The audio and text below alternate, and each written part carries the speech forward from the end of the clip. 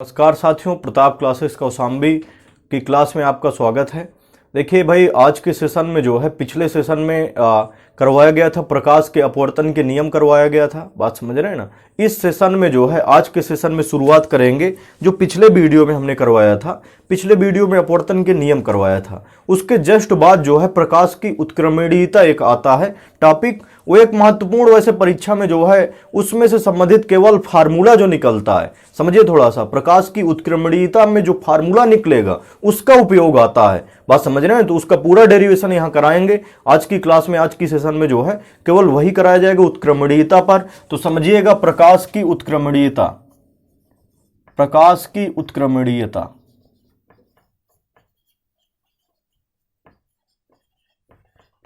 प्रकाश की उत्क्रमणीयता देखिएगा थोड़ा सा, इसको अंग्रेजी में रिवर्सिबिलिटी ऑफ लाइट कह सकते हैं। बात समझ रहे हैं ना। अंग्रेजी में क्या कहते हैं? Reversibility of light. तो समझिए, थोड़ा सा चित्र बना ले, ध्यान दीजिएगा। ये जो है कल का जो चित्र बनाया गया था, पिछली क्लास का, पिछले वीडियो का जो चित्र बनाया गया था, वही कंडीशन है।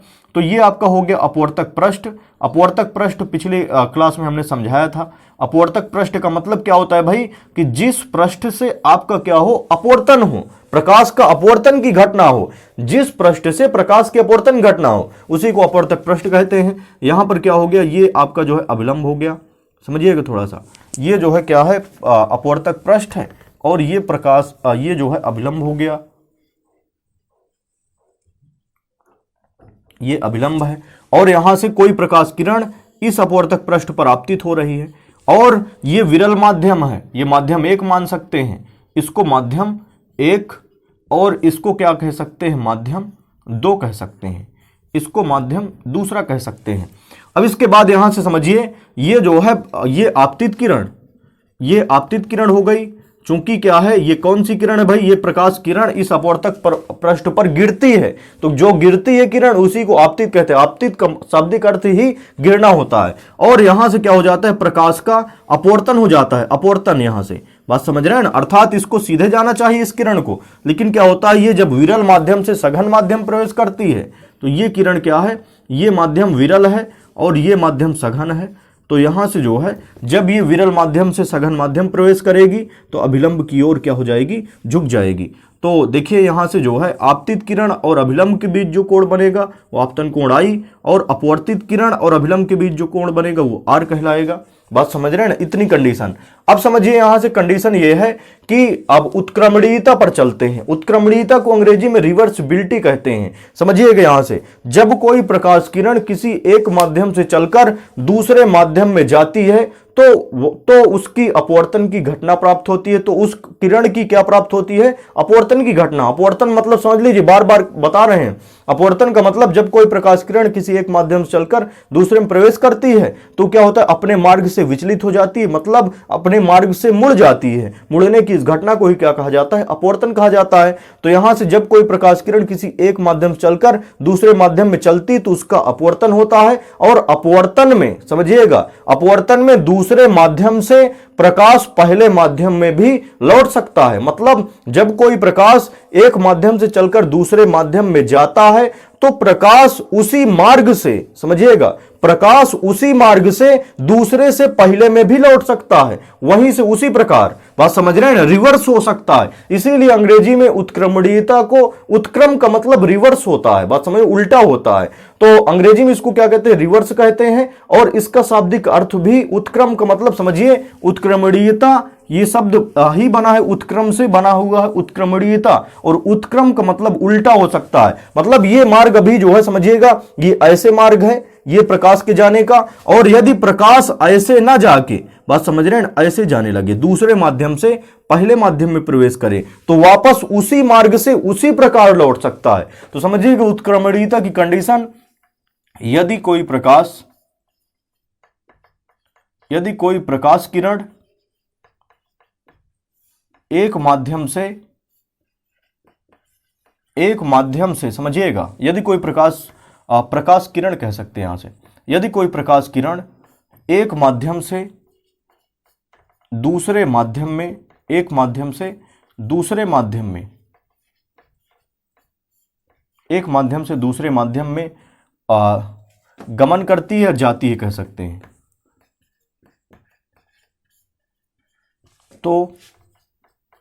तो वापस वह किरण वापस उसी मार्ग से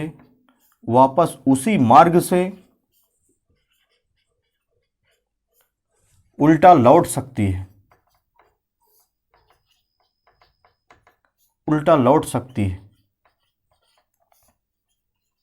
इस घटना को उत्क्रमणीयता की घटना कहते हैं। समझिएगा थोड़ा सा, उत्क्रमणीयता की घटना कहते हैं।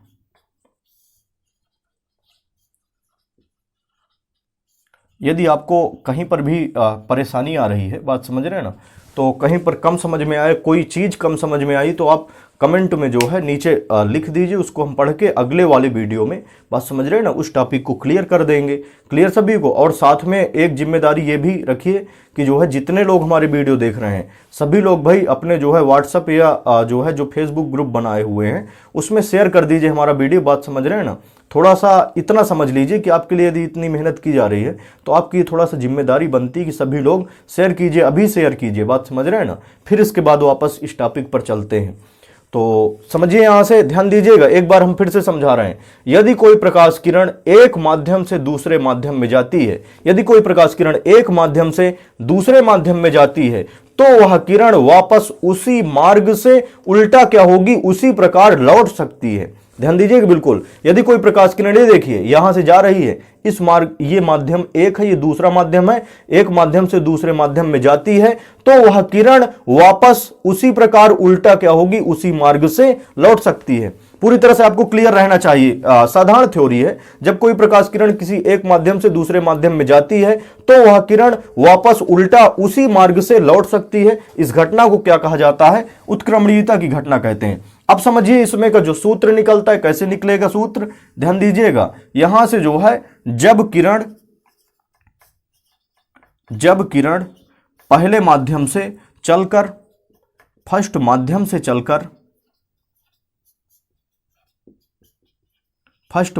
चलकर दूसरे माध्यम में प्रवेश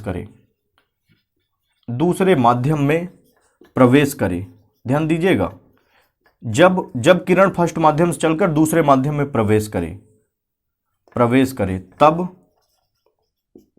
तब स्नेल के नियमानुसार,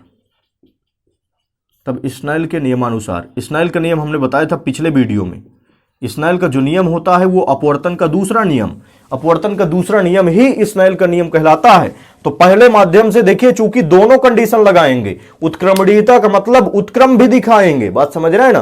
पहले जो है पहले माध्यम से दूसरे माध्यम में भेजना है, फिर वापस उसी मार्ग से, उत्क्रम का मतलब उल्टा भेजना है, बात समझ रहे हैं, वापस उसी मार्ग से दूसरे से पहले में भी भेजना है। तो पहली स्थिति कौन सी होगी, जब किरण पहले माध्यम से चलकर दूसरे माध्यम में प्रवेश करे, तब स्नेल के नियमानुसार कह ले या अपवर्तन के दूसरे नियमानुसार। तो जब हमने बताया था, पिछले वीडियो में बताया था कि जिस माध्यम में किरण जाएगी, पहले जो है पहले से दूसरे में जाना, ये देखिए तीर का निशान, ये यहां से तीर का निशान पहले फर्स्ट मीडियम से दूसरे मीडियम में जाएगी। तो हमने बताया था कि जिस माध्यम में जाएगी किरण उसका अपवर्तनांक निकाला जाएगा और जहां से आएगी उसके सापेक्ष निकाला जाएगा। तो देखिए किरण दूसरे माध्यम में जा रही है तो अपवर्तनांक दूसरा होगा, और पहले माध्यम से आ रही है तो पहले माध्यम के सापेक्ष होगा। तो 1n2 बराबर क्या हो जाएगा, sine I upon sine R, sine I upon क्या हो जाएगा, साइन आर हो जाएगा। यहां से यही कंडीशन बताया गया था। तो ये फर्स्ट इक्वेशन आपका बनेगा। ये कौन सा इक्वेशन, फर्स्ट इक्वेशन। अब समझिए उत्क्रमणीयता के अनुसार, समझिए यहां से उत्क्रमणीयता की घटना के अनुसार क्या बनेगा। ये थ्योरी तो हटा सकते हैं चूंकि आपको ये थ्योरी क्लियर हो गई होगी। अब ध्यान दीजिए, केवल डेरिवेशन पर हमें चलना है। उत्क्रमणीयता के नियम के अनुसार, उत्क्रमणीयता की घटना के अनुसार, उत्क्रमणीयता के घटना के अनुसार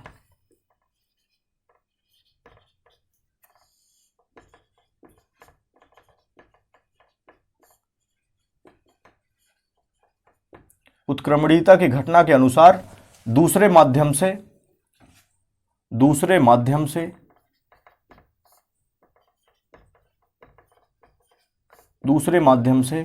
पहले माध्यम के लिए, फर्स्ट माध्यम के लिए, दूसरे माध्यम से पहले माध्यम के लिए समझिए उत्क्रमणीयता का मतलब उल्टा क्रम रख के चलना है। तो देखिए उत्क्रमणीयता की घटना के अनुसार जो है समझिए उत्क्रमणीयता की कंडीशन ही होती है कि पहले माध्यम से दूसरे माध्यम में यदि प्रकाश प्रवेश कर रहा है तो वापस उल्टा उसी मार्ग से दूसरे से पहले में भी लौट सकता है। तो पहले माध्यम से दूसरे माध्यम प्रवेश कर रहा है तो पहले माध्यम के सापेक्ष दूसरे माध्यम का अपवर्तनांक निकाल लिया। वो फार्मूला होता कितना है, sine I upon sine R. अब इसके बाद उत्क्रमणीयता की घटना के अनुसार ले लीजिए, मतलब वापस उसी मार्ग से दूसरे से पहले में प्रवेश कराना है। बात समझ रहे हैं ना, दूसरे से पहले में प्रवेश कराना है। तो जब दूसरे से पहले में प्रवेश कराएंगे, अब समझिएगा ये किरण जो है दूसरे से पहले में जा रही है, यहां से इस पर आपतित हो रही है, तो अब ये आपतित किरण कहलाएगी और ये किरण अपवर्तित किरण होगी। समझिए दूसरे माध्यम से पहले माध्यम में जा रही, तो ये जो किरण है पहले इस पर आपतित होगी, फिर इसका क्या होगा, इसका अपवर्तन होगा, तब जाके ये जो है कंडीशन क्या बनेगी। देखिए पहले सघन माध्यम है, ये विरल माध्यम है, तो प्रकाश किरण सघन से चलकर विरल में प्रवेश करेगी। ध्यान दीजिएगा, जब सघन से विरल में जाएगी तो इसको सीधे जाना चाहिए था, एक्चुअली में इसको सीधे जाना चाहिए था, लेकिन इस सीधे ना जाके क्या होता है, अभिलंब से दूर हट जाती है। तो अब समझिए यहां से, अब ये जब दूसरे से पहले में प्रवेश करेगी तो ये क्या कहलाएगी, आपतित किरण, और ये क्या कहलाएगी, अपवर्तित किरण। तो आपतित किरण और अभिलंब के बीच जो कोण बनेगा, आपतन कोण अब आर कहलाएगा। बात समझ रहे हैं ना, और अपवर्तन कोण अब क्या कहलाएगा, आई कहलाएगा। तो थोड़ा सा उल्टा हो जाएगा, तो यहां से पहले माध्यम के लिए क्या बनेगा, स्नेल के नियमानुसार, तो स्नेल के नियमानुसार क्या बनेगा, समझिए स्नेल के नियमानुसार आपके पास बनेगा, देखिए दूसरे से पहले में जा रही, हमने पहले भी बताया था कि जिस माध्यम में जाएगी उसी का अपवर्तनांक निकाला जाएगा और जहां से जाएगी उसके सापेक्ष निकाला जाएगा। तो दूसरे से पहले में जा रही है तो दूसरे के सापेक्ष पहले का अपवर्तनांक, तो दूसरे के सापेक्ष पहले का अपवर्तनांक 2n1। इसका साफ सा अर्थ है कि दूसरे के सापेक्ष पहले का अपवर्तनांक का मतलब n। तो 2n1 बराबर क्या हो जाएगा, साइन आई का मतलब आपतन कोण होता है हरदम, लेकिन आपतन कोण अब आई नहीं है, चूंकि दूसरे से चल के पहले में जा रही है, अब आपतन कोण आर रह गया है। तो यहां से साइन आर और बटे में क्या हो जाएगा, साइन आई। बात समझ रहे हैं ना, ध्यान दीजिए, sine I upon sine R, I क्या होता है आपतन कोण और आर क्या होता है अपवर्तन कोण। तो अब आपतन कोण क्या है, आर, और अपवर्तन कोण क्या है, आई है। तो ये सेकंड इक्वेशन बनेगा, ध्यान दीजिएगा, ये सेकंड इक्वेशन। अब समीकरण 1 और 2 का गुणा करने पर, देखिए यहां से समीकरण 1 और 2 का गुणा करने पर, समीकरण 1 व 2 का गुणा करने पर, समीकरण 1 व 2 का गुणा करने पर, तो देखिए यहां से गुणा कर दीजिए। तो 1 और 2 का गुणा कीजिए, तो गुणा कैसे होता है, बाएं पक्ष से बाएं पक्ष का गुणा, दाएं पक्ष से दाएं पक्ष का गुणा। तो इधर का गुणा कर दीजिए, तो क्या बनेगा यहां से 1n2 इंटू में क्या हो जाएगा 2n1। ध्यान से देखते चलिए, 1n2 इंटू 2n1 बराबर दाएं पक्ष से दाएं पक्ष का गुणा कीजिए, तो साइन आर, यहां से जो है 1 और 2 का गुणा करना है, तो 1n2 इंटू 2n1 बराबर क्या हो जाएगा, साइन आई बटे साइन आर, और गुणे में हो जाएगा आपके पास साइन आर अपान में हो जाएगा साइन आई हो गया। तो अब देखिए साइन आई से sine I cancel, sine R से साइन आर कैंसिल, तो यहां से बन कितना गया, यहां से बन गया 1n2 इंटू 2n1 बराबर क्या हो गया, 1 हो गया। तो ये उत्क्रमणीयता का जो है फार्मूला बहुत महत्वपूर्ण है, ये मान के चलिए। अब यहां से देखिए, यदि कंडीशन हो जाती ये वायु हो जाता और ये क्या हो जाता, कांच हो जाता। वायु को अंग्रेजी में एयर कह सकते हैं, बात समझ रहे हैं ना, और कांच को ग्लास कह सकते हैं अंग्रेजी में। तो यहां से जो है पहला माध्यम वायु का मतलब एयर, और दूसरा माध्यम क्या है, ग्लास। समझिए पहला माध्यम फर्स्ट का मतलब जो है एयर लेके चलना है, और दूसरा सेकंड का मतलब क्या लेके चलना है, ग्लास का मतलब जी लेके चलना है। तो अब ध्यान दीजिए यहां से, ये फर्स्ट का मतलब क्या है, एयर है, तो पहला माध्यम क्या है, एयर, तो ए एन, और दूसरा माध्यम क्या है, ग्लास, तो ए एन जी, और गुणे क्या हो जाएगा, जी। दूसरा माध्यम ग्लास है, देखिए दूसरा माध्यम ग्लास है, तो दो के स्थान पर जी ले सकते हैं, तो जी एन, और पहले माध्यम के सापेक्ष यहां से कंडीशन ए होगी, बराबर क्या हो जाएगा 1। तो ध्यान रखिए, जब दो माध्यम होंगे, ध्यान दीजिए यहां से, जब दो माध्यम हैं तो उनके बीच उत्क्रमणीयता का फार्मूला क्या होगा, पहले माध्यम के सापेक्ष दूसरे माध्यम का अपवर्तनांक गुणे दूसरे माध्यम के सापेक्ष पहले माध्यम का अपवर्तनांक। यही कंडीशन है, पहले माध्यम के सापेक्ष दूसरे माध्यम का अपवर्तनांक गुणे दूसरे माध्यम के सापेक्ष पहले माध्यम का अपवर्तनांक। इसका गुणा किसके बराबर होता है, 1 के बराबर होता है। यही उत्क्रमणीयता का सूत्र कहलाता है, उत्क्रमणीयता के नियम के अनुसार सूत्र कहलाता है। उत्क्रमणीयता की थ्योरी तो हमने बता चुके थे, बात समझ रहे हैं ना। सेम वही कंडीशन यहां पर भी। अब देखिए कभी कभार घटना यह होती है, समझिएगा, जैसे माध्यम अलग अलग हो सकते हैं, ध्यान से देखिएगा बिल्कुल, तब जाके आपको समझ में आएगा। जैसे यहां से ध्यान दीजिए, इसका उदाहरण कई उदाहरण लेके चल सकते हैं चूंकि आगे सवाल जरूरत पड़ेगी। जैसे ये जल हो जाए, बात समझ रहे हैं ना, ये जल हो जाए तो यहां से ये वायु है, ऊपर क्या है आपके पास, वायु है।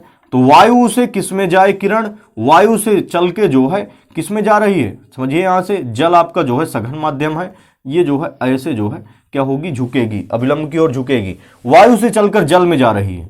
तो अब ध्यान दीजिए, वायु को एयर कहेंगे और जल के लिए वाटर कहेंगे अंग्रेजी में। तो अब देखिए यहां से वायु से चल के, एयर से चल के वाटर में जा रही है, तो पहला माध्यम वायु हो गया, दूसरा माध्यम वाटर हो गया। तो अब यहां से कहेंगे क्या, यदि इन दोनों के बीच हमें उत्क्रमणीयता का सूत्र लगाना है तो क्या कहेंगे, ANW। समझिए वायु से चलकर किस में जा रही है, पहले वायु से वाटर में जा रही है, तो पहले माध्यम के सापेक्ष दूसरे माध्यम का अपवर्तनांक गुणे दूसरे माध्यम के सापेक्ष पहले माध्यम का अपवर्तनांक का गुणा किसके बराबर होता है, 1 के बराबर। तो पहले माध्यम के सापेक्ष दूसरे माध्यम का, तो पहला माध्यम वायु है, बात समझ रहे हैं ना, तो एयर के सापेक्ष वाटर का अपवर्तनांक। ये देखिए एयर के सापेक्ष वाटर का अपवर्तनांक, चूंकि पहले किरण वायु से चलकर वाटर में जा रही, फिर हमें उत्क्रमणीयता के नियम के अनुसार वाटर से चल के किस में भेजना है, उल्टा भेजना है, वाटर से चल के एयर में भेजना है। तो ANW गुणे क्या हो जाएगा, W यानी इसका मान क्या होगा, 1 होगा, सीधा सा उत्क्रम कर देना है, बात समझ रहे हैं ना। ये वायु से चल के वाटर में जा रही है, तो ANW एयर के सापेक्ष वाटर का अपवर्तनांक गुणे वाटर के सापेक्ष एयर का अपवर्तनांक बराबर क्या होगा, 1 होगा। अब यहीं से यदि कंडीशन समझिएगा थोड़ा सा, ये जल तो उसी प्रकार रहेगा। अब यहां से थोड़ा सा कंडीशन बदल दिया जाए, बदल दे मतलब ध्यान दीजिएगा, यदि इस जल के अंदर एक कांच का क्या कर दें, गुटका रख दें, इस जल के अंदर एक कांच का गुटका रख दें। अब यहां से देखिए ये किरण जो है क्या होगा, पहले वायु से चल के जल में जाएगी, फिर कांच के गुटके में जाएगी।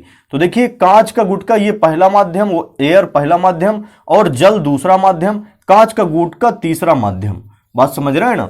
तो अब देखिए दूसरा और तीसरे पर हमें फोकस करना है, मतलब वायु जल से चलकर कांच में जा रही है, जल से चलकर किस में जा रही है, कांच में। तो जल के सापेक्ष कांच का अपवर्तनांक WNG, जल के सापेक्ष वाटर के सापेक्ष ग्लास का अपवर्तनांक, वाटर के सापेक्ष ग्लास का अपवर्तनांक गुणे इसका व्युत्क्रम कर दीजिए, उत्क्रम कर दीजिए, गुणे में क्या हो जाएगा, वाटर के सापेक्ष ग्लास का अपवर्तनांक। चूंकि वाटर से चल के ग्लास में जा रही है, वाटर से चल के ग्लास में जा रही है, इसलिए वाटर के सापेक्ष ग्लास का अपवर्तनांक गुणे इसका व्युत्क्रम क्या होगा, यहां से G यानी मतलब ग्लास के सापेक्ष वाटर का अपवर्तनांक, इसका गुणा 1 होगा। ध्यान दीजिएगा, बिल्कुल ध्यान रखना है आपको, बात समझ रहे हैं ना। यदि कोई किरण किसी एक माध्यम से चलकर दूसरे में जाती है तो पहले उस माध्यम के सापेक्ष दूसरे माध्यम का अपवर्तनांक निकालते हैं, फिर गुणे ये उत्क्रमणीयता के अनुसार दूसरे माध्यम के सापेक्ष पहले माध्यम का अपवर्तनांक का गुणा किसके बराबर होता है, 1 के बराबर। तो वाटर के सापेक्ष ग्लास का अपवर्तनांक गुणे ग्लास के सापेक्ष वाटर का अपवर्तनांक बराबर भी 1 होगा। तो ये भी एक फार्मूले के अनुसार कंडीशन बन जाएगी। अब देखिए इसी में उत्क्रमणीयता अभी तो 2 माध्यम के लिए निकाले हैं, यदि 3 माध्यम हो जाएं, बात समझ रहे हैं ना, इंटर में 3 माध्यम का यूज होता है, पढ़ाया भी जाता है, बात समझ रहे हैं ना। तो यदि 3 माध्यम हो जाएं तो उसके लिए सूत्र क्या बनता है, केवल सूत्र लिख लीजिए, बात समझ रहे हैं ना। चूंकि इसका डेरिवेशन का कोई उपयोग नहीं है, केवल सूत्र परीक्षाओं में आता है, उसका जो है परीक्षाओं में न्यूमेरिकल यूज होता है उसका। देखिए यदि माध्यम आपका 3 हो जाए, 3 माध्यम, समझिएगा थोड़ा सा कंडीशन यही रहेगी, थोड़ा सा अंतर आपको दिखेगा, ध्यान दीजिएगा। जैसे आपके पास जो है ये मान लीजिए आपका क्या रखा हुआ है, ये ध्यान दीजिएगा बिल्कुल, ये एक कोई बीकर है, इसमें जल भरा है, इसमें जल भरा है।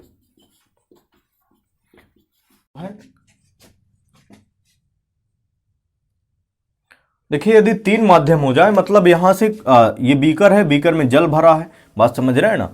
तो और जल इस जो है इस बीकर से भरे हुए जल में, समझिए यहाँ से ये जो है जल भरा है और इसके अंदर जो है क्या रख दें, एक कांच का गुटका रख दें। कांच का गुटका समझिएगा, कांच अलग चीज है, जल अलग चीज है, वायु अलग चीज है। तीन माध्यम है आपके पास। ये वायु हो गया, समझिए वायु पहला माध्यम मान के चलिए। ये आपका जल हो गया, जल कौन सा माध्यम मान के चलेंगे, दूसरा माध्यम। ध्यान दीजिएगा ये दूसरा माध्यम है। और इसके बाद जो है जो कांच है आपके पास, समझिए ये दूसरा माध्यम। और जो कांच है, कांच आपका क्या होगा, ये कांच है, कांच आपका क्या है, तीसरा माध्यम है। तो अब ध्यान दीजिए यहां से, ये जो है जब वायु से चलकर जल में जाएगी, ये अपवर्तक पृष्ठ ये कहलाएगा। तो यहां से जो है एक अभिलंब खींचेंगे, बात समझ रहे हैं ना। ये प्रकाश की किरण आपतित होती है, ये जो है ये वायु क्या है, विरल माध्यम। तो देखिए यहां से जो है आपके पास तीन माध्यम है। ये वायु है आपके पास पहला माध्यम, और जल दूसरा माध्यम, कांच तीसरा माध्यम। तो समझिए यहाँ से जब कोई प्रकाश किरण यहाँ से ये क्या हो गया, ये अपवर्तक पृष्ठ हो गया, और इसके बाद जो है ये अभिलंब हो गया। यहाँ से क्या होती है, किरण जो है आपकी क्या होगी, आपतित होगी। आपतित होगी तो समझिए वायु एक विरल माध्यम है, जल क्या है, एक सघन माध्यम है। तो जब कोई प्रकाश किरण विरल माध्यम से चलकर सघन माध्यम में प्रवेश करेगी, विरल से सघन में जाएगी, तो अभिलंब की ओर क्या हो जाएगी, झुक जाएगी। समझिएगा यहाँ से अभिलंब की ओर झुक गई, यहाँ से ऐसे चली थोड़ा सा और यहाँ से झुकेगी मान लीजिए, या कंडीशन ऐसे बनेगी, ये झुक गई मान लीजिए। अब इसके बाद ये तीसरा पृष्ठ, ये जो है देखिए कांच है, ये भी एक कांच भी एक यहां से फिर से अपवर्तन होगा, यहां पर अपवर्तन होगा इस कांच पर, तो ये अपवर्तक पृष्ठ कहलाएगा। यहां पर अभिलंब खींचिए, बात समझ रहे हैं ना, यहां पर अभिलंब खींचा।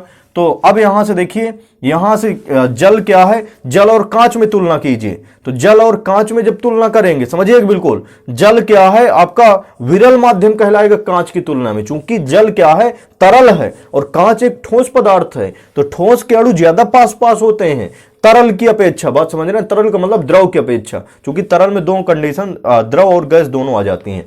तो ध्यान दीजिए यहां से द्रव की अपेक्षा कांच के जो ठोस वस्तु है, इसके जो है अणु ज्यादा पास पास होंगे, तो ये सघन हो गया, ये विरल हो गया। तो विरल से सघन में जाएगा, तब भी इसकी किरण क्या होगी, सीधे जाना चाहिए, लेकिन विरल माध्यम से चलकर सघन माध्यम प्रवेश कर रही है, तो अभिलंब की ओर क्या हो जाएगी, झुक जाएगी। अब यहां से देखिए, अब फिर से ये जो है आपका एक पृष्ठ कहलाएगा। यहां से कांच क्या है, कांच एक सघन माध्यम है, समझिए। यहां से यदि अभिलंब खींचा जाए तो ये कंडीशन आपकी क्या है, ये सघन माध्यम, कांच सघन माध्यम, और वायु क्या है, विरल माध्यम। तो सघन से होकर विरल में जाएगी तो क्या होगी, अभिलंब से दूर हट जाएगी। अभिलंब से क्या होगी, दूर हटेगी। इसको एक्चुअली में सीधा जाना चाहिए था, अभिलंब से क्या हो गया, दूर हट गई। तो अब देखिए पहले माध्यम, समझिए पहले जो है किरण कहां से कहां जा रही है, वायु से चलकर, ध्यान से समझिएगा, वायु से चलकर यहां से जो है जल में जा रही है, फिर जल से चलकर कांच में जा रही है, फिर कांच से चलकर वायु में निकल रही है। तीन माध्यम, तीनों को याद रखिए, तीनों की उत्क्रमणीयता के लिए आपका सवाल लगता है और आगे जरूरत भी पड़ेगी। हमने बताया था उत्क्रमणीयता में थ्योरी नहीं आएगी, बात समझिए, इसका फार्मूला यूज होगा और बार बार यूज होगा। तो यदि दो माध्यम है तो दो माध्यम का सीधा उल्टा कर दो, उसका उत्क्रमणीयता का फार्मूला मिल गया। जैसे वायु और कांच है, यदि वायु और कांच केवल रखा हुआ है, बात समझ रहे हैं ना, वायु में क्या रखा है, कांच, तो वायु के सापेक्ष कांच का अपवर्तनांक Ang, वायु के सापेक्ष कांच का अपवर्तनांक गुणे कांच के सापेक्ष वायु का अपवर्तनांक, इसका गुणा किसके बराबर होगा, 1 के बराबर। यही उत्क्रमणीयता का फार्मूला होगा, पूरी तरह से याद रखिए। यदि दो माध्यम है तो दोनों का उत्क्रम करके गुणा करा लो, उसका मान क्या होगा, 1 होगा। बात समझ रहे हैं, दोनों के अपवर्तनांक का उत्क्रम करके गुणा करा लो, उसका मान 1 होगा। और यदि तीन माध्यम है तो तीन माध्यम के लिए फार्मूला समझिएगा, वायु से चलकर जल में जा रही है तो वायु के सापेक्ष जल का अपवर्तनांक Ang। देखिए यहां से फार्मूला हम निकाल रहे हैं, यहां से देखिए Ang वायु के सापेक्ष जल का अपवर्तनांक, वायु से चलकर जल में जा रही है तो वायु के सापेक्ष जल का अपवर्तनांक गुणे, अब यहां से जल से चलकर कांच में जा रही है तो जल के सापेक्ष, समझिएगा यहां से Ang का मतलब AnW, यहां से थोड़ा गड़बड़ी हो गई। देखिए यहां से वायु से चल के कहां जा रही है किरण, वायु से चल के आपका जो है जल में जा रही है तो वायु के सापेक्ष जल का अपवर्तनांक मतलब एयर के सापेक्ष वाटर का अपवर्तनांक, वाटर से चल के ग्लास में जा रही है, बात समझ रहे हैं ना, तो वाटर के सापेक्ष ग्लास का अपवर्तनांक तो WNG। ध्यान दीजिएगा बिल्कुल, यहां से वाटर से चल के ग्लास में जा रही है तो वाटर के सापेक्ष ग्लास का अपवर्तनांक का मतलब n हो गया, अपवर्तनांक को n से व्यक्त करते हैं, और गुणे अब यहां से ग्लास से चलकर किस में जा रही है, ग्लास से चल के आपका जा रही सीधा एयर में जा रही, ग्लास से एयर में जा रही है। तो ग्लास के सापेक्ष एयर का अपवर्तनांक बराबर 1 लिखेंगे। सीधा फार्मूला बता रहे, इसका डेरिवेशन नहीं बता रहे हैं, बात समझ रहे, फार्मूला निकालने की कोशिश कर रहे हैं। यहां से देखिए वायु से जल में जा रही है तो एयर के सापेक्ष वाटर का अपवर्तनांक गुणे वाटर से कांच में जा रही है, ऐसे ही तो जाएगी। जैसे बीकर में यदि कोई कांच रखा है तो पहले किरण वायु से वाटर में जाएगी, वाटर से ग्लास में जाएगी, ग्लास से फिर निकल के कहां जाएगी, वायु में जाएगी। तो एयर के सापेक्ष वाटर का अपवर्तनांक, वाटर के सापेक्ष ग्लास का अपवर्तनांक गुणे ग्लास के सापेक्ष एयर का अपवर्तनांक क्या होगा, 1 होगा। क्लियर सभी को। अब यहां से देखिए एक कंडीशन जो है हम जानते हैं, ध्यान दीजिएगा पूरी तरह से, इसको ध्यान देना है। एक फार्मूला जानते हैं क्या, चूंकि ANG, यहां से देखिए ANG अभी कुछ देर पहले ही बताए हैं, ANG गुणे GNA, बात समझ रहे हैं ना, बराबर 1 होता है।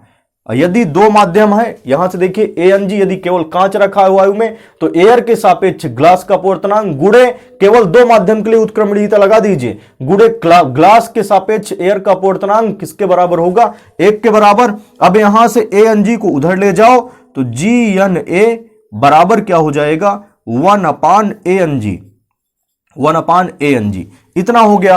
अब GNA का मान उठा के यहां रख दो, बात समझ रहे हैं ना। तो GNA का मान उठा के यहां रखेंगे तो समझिए कितना बनेगा कंडीशन, ध्यान दीजिएगा। तो ANW जो कहते हो गुणे WNG और गुणे GNA बराबर क्या है, 1/ANG, 1/ANG बराबर 1। अब देखिए तिर्यक गुणा से ANG इधर पहुंच जाएगा तो आपके पास अंश में कितनी राशियां बची, ये और 1, इन तीनों का गुणा कितना बनेगा, ANW और गुणे WNG बराबर हो जाएगा ANG का गुणा 1 के साथ, तो ANG हो गया। अब देखिए यहां से समझिए ये जो है चीज किस में है, ये गुणे में है, तो यहां से क्या बचा, ये उधर जाएगी तो किस में हो जाएगी, भाग में। तो WNG बराबर क्या हो जाएगा, ANG, और बटे में क्या हो जाएगा आपके पास, ANW हो गया। तो ये जो है फार्मूला निकल के आता है, ये बहुत पूछा भी जाता है। तो केवल आपको हम पूरा डेरिवेशन नहीं कराए हैं, बात समझ रहे हैं ना। यदि दो माध्यम के लिए लेके डेरिवेशन कराते तो सेम उसी प्रकार निकलता, पहला और दूसरा समीकरण बनता, दोनों गुणा कराते, फिर दूसरा और तीसरा समीकरण बनता, तीसरा और पहले का गुणा कराते, तब जाके ये फार्मूला इतना निकलता है। हम सीधा केवल आपको समझा दिए हैं कि ऐसे कंडीशन बनेगी, और यदि सवाल आता है तो उसी प्रकार लगेगा। एक बार फिर से इसको समझ लीजिए। देखिए एयर के सापेक्ष वाटर का अपवर्तनांक, एयर के सापेक्ष वाटर का अपवर्तनांक ANW गुणे वाटर के सापेक्ष ग्लास का अपवर्तनांक WNG गुणे ग्लास के सापेक्ष एयर का अपवर्तनांक GNA बराबर 1। अब यहां से चूंकि फार्मूला जानते, यदि दो माध्यम हो, कांच और एयर हो केवल, तो इसमें उत्क्रमणीयता का फार्मूला क्या होता है, एयर से होके ग्लास में जाएगी, कांच में जाएगी किरण, तो एयर के सापेक्ष ग्लास का अपवर्तनांक गुणे ग्लास के सापेक्ष एयर का अपवर्तनांक GNA, उसका मान क्या होगा, 1 के बराबर। तो ANG गुणे GNA बराबर 1 होता है। तो यहां से देखिए ये टर्म गुणे में है, इसको बराबर के उस पार ले जाओ तो GNA बराबर क्या हो जाएगा, 1/ANG। अब इस GNA का मान उठा के यहां रख दीजिए तो ANW गुणे WNG गुणे GNA बराबर क्या हो जाएगा, 1/ANG। अब देखिए ANG तिर्यक गुणा से यहां पहुंच जाएगा 1 के साथ गुणे में, तो ANW गुणे WNG बराबर क्या बचेगी, यहां से ANG। अब समझिए ये टर्म गुणे में दिख रहा है, बात समझ रहे हैं, इसको बराबर के उस पार ले जाएंगे तो किसमें हो जाएगा, भाग में हो जाएगा पक्षांतर के अनुसार। तो WNG बराबर क्या हो जाएगा, ANG बटे ANW। ये कंडीशन याद रखिए पूरी तरह से। अब देखिए सूत्र याद रखने का तरीका भी समझ लीजिए। ये तो हमने सूत्र बताया है, निकलवा दिया पूरी तरह से, बात समझ रहे हैं ना। थोड़ा सा तरीका याद रख लीजिए, तो सूत्र याद रखने का तरीका समझ लीजिए। जैसे WNG है, सूत्र बहुत यूज होता है, आगे बार बार यूज होता है, बार बार बता रहे WNG का यूज होता है। तो देखिए यहां से क्या हो जाएगा, अपवर्तनांक का ही भाग होता है, बात समझ रहे हैं ना। देखिए यन यहां भी है, यन यहां भी है, तो अपवर्तनांक अंश और हर में अपवर्तनांक ही रहेगा। तो देखिए यहां से समझिएगा, यहां से जो लास्ट में है WNG, लास्ट में ये G है, पहले W आ रहा है, तो जो लास्ट में वो अंश में आ जाता है और जो पहले वो हर में आ जाता है। तो लास्ट वाला अंश में आएगा तो NG और पहले वाला हर में आएगा तो एन डब्ल्यू, और किसके सापेक्ष अंश और हर में लिया जाएगा? एयर के ही सापेक्ष दोनों लिया जाएगा। याद रखिए, जैसे आपके पास डब्ल्यू एन, यहां से जो है आपका डब्ल्यू के स्थान पर कोई लिक्विड ले ले, वाटर के स्थान पर लिक्विड ले ले, तो एल एन जी हो सकता है। ध्यान दीजिएगा बिल्कुल, एल एन जी, तो एल एन जी बराबर क्या हो जाएगा? एन और एन अंश और हर में दोनों अपवर्तनांक ही है, अपवर्तनांक ही आएगा एन और एन। अब जो लास्ट में है, जो लास्ट में है, देखिए पहले एल है, लास्ट में जी है, तो जो लास्ट में है वो अंश में आता है और जो पहले है वो हर में आता है। और किसके सापेक्ष लेते हैं? अंश और हर में किसके सापेक्ष? एयर के ही सापेक्ष लिया जाता है, चूंकि फार्मूला बदल जाता है। अभी तो जो है केवल 3 वायु और जल और कांच मिलता है, कहीं कहीं पर कोई लिक्विड रख देता है, यहां से जो है ये कांच के स्थान पर हीरा रख देता है। बात समझ रहे हैं ना? या कुछ कंडीशन थोड़ा सा बदल देता है, तो फार्मूला समझ के चलिए कि फार्मूला एक्चुअली में होगा क्या? डब्ल्यू एन जी बराबर यहां से एन दोनों जगह पर रहेगा अंश और हर में, जो लास्ट में होगा वो अंश में आएगा, जो पहले है डब्ल्यू वाटर जो पहले है वो हर में आएगा, और किसके सापेक्ष लिया जाएगा? एयर के सापेक्ष लिया जाएगा। तो यदि यल एन जी का फार्मूला लगे तो यहां से क्या बनेगा? ए एन जी बटे ए एन यल हो जाएगा, यल यहां से जो है। क्लियर सभी को? तो उम्मीद है कि ये जो है डेरिवेशन पूरी तरह से आपको क्लियर हो गया होगा। यदि 2 माध्यम है, बात समझ रहे हैं, केवल 2 माध्यम है, तो दोनों का क्या करेंगे? पहले माध्यम के सापेक्ष दूसरे माध्यम का अपवर्तनांक गुणे दूसरे माध्यम के सापेक्ष पहले माध्यम का अपवर्तनांक का गुणा 1 के बराबर होगा। वही आपका 2 माध्यमों के लिए उत्क्रमणीयता होगी। यदि 3 माध्यम है तो समझिए पहले माध्यम के सापेक्ष दूसरे माध्यम का अपवर्तनांक गुणे दूसरे माध्यम के सापेक्ष तीसरे माध्यम का अपवर्तनांक गुणे तीसरे माध्यम के सापेक्ष पहले माध्यम का अपवर्तनांक बराबर 1 होगा। या इसका सीधा सा कंक्लूजन या सीधा सा जो है कंडीशन रिजल्ट कह सकते हैं कि डब्ल्यू एन जी बराबर क्या होगा? ए एन जी बटे ए एन डब्ल्यू। बात समझ रहे हैं ना? इसी का उपयोग होता है, इसलिए हमने जो है वाटर और ग्लास और इसके बाद एयर के रूप में इस डेरिवेशन को बताया है। तो उम्मीद है कि आपको जो है समझ में आ गया होगा। यदि डेरिवेशन समझ में आया है तो नीचे कमेंट जरूर कीजिए भाई। बात समझ रहे हैं ना? नीचे जरूर कमेंट कीजिए, उससे पता चलता है कि यहाँ जो है जो हमने मेहनत किया है उसका रिजल्ट कितना % जो है सही रहा। यदि समझ में आया है तो जो है सभी लोगों की जिम्मेदारी है भाई कि जो है जितने व्हाट्सएप या फेसबुक में जो ग्रुप बनाए हैं आप उसमें थोड़ा सा शेयर कर दीजिए। बात समझ रहे हैं? वीडियो जरूर शेयर कर दीजिए।